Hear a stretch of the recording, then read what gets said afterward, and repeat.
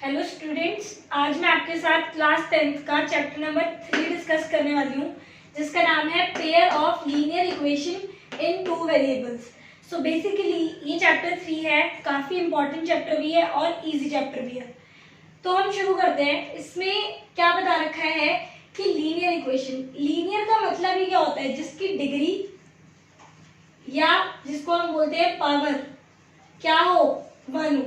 ठीक है, हम पहले भी डिस्कस कर चुके हैं पॉलिनोमियल में कि जिसकी डिग्री और पावर क्या होती है, 1 होती है, उसको हम लीनियर बोलते हैं।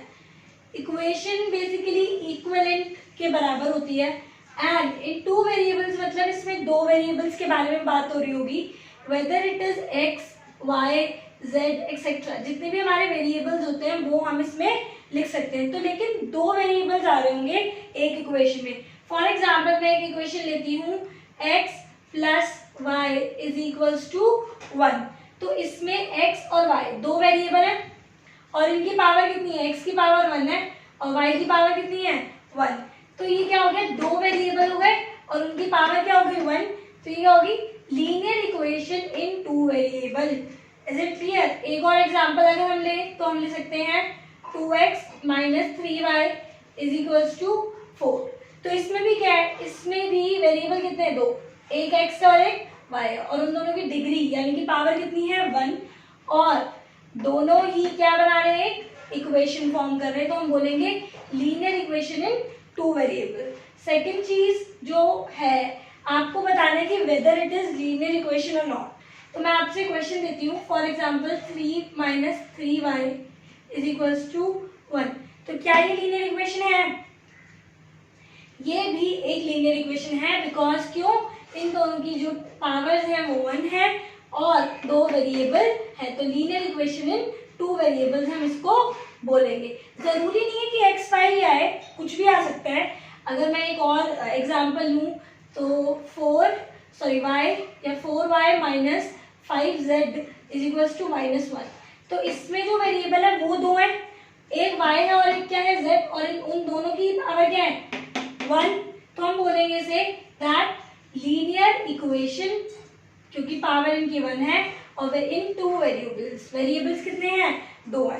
अब एक एग्जांपल है, for example 3x² minus 2x is equals to 1। Sorry, अगर मैं इसको y ले लेती हूँ तो इसमें देखोगे आप कि इसमें वेरिएबल्स कितने हैं, एक x है और दूसरा क्या है, y। लेकिन ये एक कंडीशन तो सॉल्व कर रहा है लेकिन दूसरी कंडीशन सॉल्व नहीं कर रहा।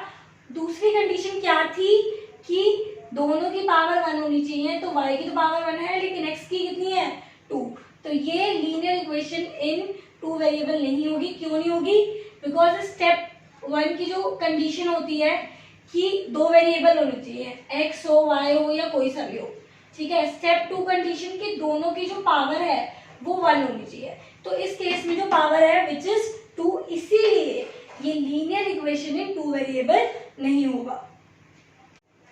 स्टूडेंट्स, तो आपको बताना है कि ये linear equation in two variables है या नहीं है। तो अगर देखा जाए तो पहली कंडीशन थी कि दो वेरिएबल होने चाहिए, जो कि है एक z है और एक y है। तो एक जो हमारी कंडीशन थी वो सेटिस्फाई हो चुकी है। दूसरी कंडीशन ये थी कि दोनों की जो डिग्री है, जो पावर है वो 1 होनी चाहिए। तो z की जो पावर है वो तो 1 है लेकिन जो y की पावर है वो 2 है, इसीलिए ये linear equation in two variable नहीं होगा। तो आगे बढ़ते हैं। आगे है सॉल्विंग साइमल्टेनियसली लीनियर इक्वेशन। अब जो लीनियर इक्वेशन है जो कि हमने पढ़ी थी which is 2x plus 3y is equals to 2 और 3x plus 2y is equals to 1। Suppose ये बेसिकली दो इक्वेशन है, हमें इन्हें सॉल्व करना है। तो किस तरीके से हम कर सकते हैं? तो एक होता है ग्राफिकल मेथड, जो कि हम ग्राफ ड्रॉ करके सॉल्व करते हैं। ठीक है, ये हम सिखाएंगे आपको कि किस तरीके से सॉल्व करी जाती है। ठीक है, and second is algebraic method.